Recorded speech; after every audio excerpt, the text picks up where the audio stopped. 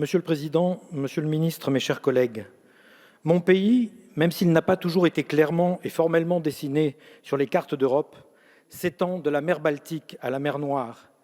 Mon pays passe par Odessa, Lvov ou Lviv, Cracovie, Grodno, jusqu'à sa capitale historique, Vilnius. Qui parle ainsi?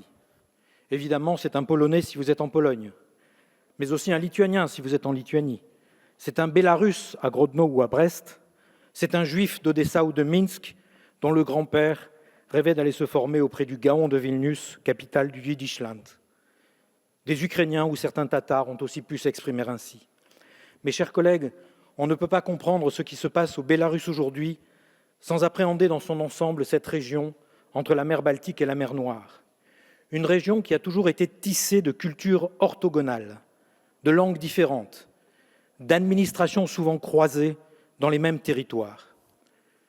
On ne s'adresse pas à la même administration si on est en affaire avec un juif du shtetl, avec le propriétaire terrien polonais. Ces tissages orthogonaux sont pour le meilleur. La République des deux nations, qui a duré 2 siècles, Miłosz, Mickiewicz, les grands poètes polonais qui n'ont jamais habité dans la Pologne actuelle, les peintres Soutine, Chagall, le projet de fédération de l'entre-deux-mers du maréchal Pilsudski dans les années 20. Et puis ces tissages orthogonaux pour le pire, les tueries polono-lituaniennes après la Première Guerre mondiale, la Shoah par balles, les pogroms et les horreurs entre Polonais et Ukrainiens dans la région de Volyn. Mes chers collègues, lorsqu'un pays est déstabilisé dans cette région, c'est toute la région profonde, ce tissage, ce tissu d'amitié et de haine qui est déstabilisé. Revenons donc sur cette crise et quelques points trop souvent oubliés. D'abord, c'est quelques semaines avant l'élection que le contre-pied magnifique de 3 femmes surprend Loukachenko. Il sait jouer la chorégraphie de la démocratie. Il l'a fait. Que la femme de Tsepkalo se présente, que la directrice de campagne de Barbarikov se présente, que la femme de Tikhanovsky se présente. Mais ces 3 femmes décident, quelques semaines avant, de se regrouper et de se regrouper derrière Tikhanovskaya. Et la population, dès ce moment-là, comprend qu'il se passe quelque chose et sort dans la rue avant l'élection avec un mot d'ordre. Cette fois-ci, ne nous vole pas notre élection. Cette révolution est surtout une révolution de la vérité. Mes chers collègues, cette PPR, cette proposition de résolution, rappelle ce que nous attendons de notre gouvernement et de la communauté européenne. D'abord, je l'ai souvent dit, la politique de voisinage de la communauté européenne ne doit pas être une espèce de politique de la pré-adhésion. Non, une politique de voisinage, c'est une politique qui organise les relations avec un voisin et qui restera un voisin. Ensuite, mes chers collègues, les sanctions européennes marchent. Marche également la diplomatie que l'on appelle parfois soft ou d'influence.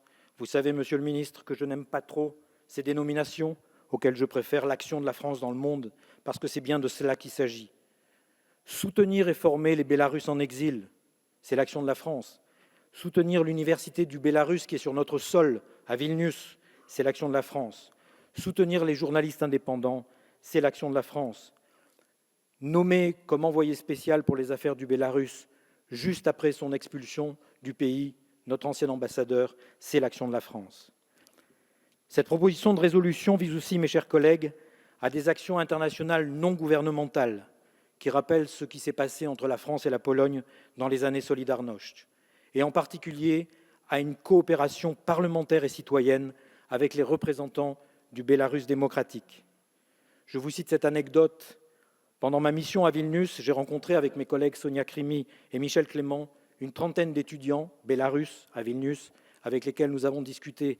Et une question nous a été posée. Quelle est la proportion de parlementaires français? C'est 30%? C'est 60%? Qui croient la propagande de Loukachenko? Évidemment, nous les avons détrompés. Mais cela vous montre l'importance de ce non-gouvernemental à l'international.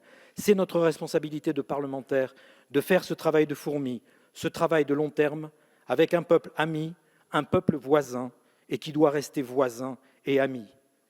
De Gaulle disait « Il y a un pacte 20 fois séculaire entre la grandeur de la France et la liberté du monde ». Je vous remercie.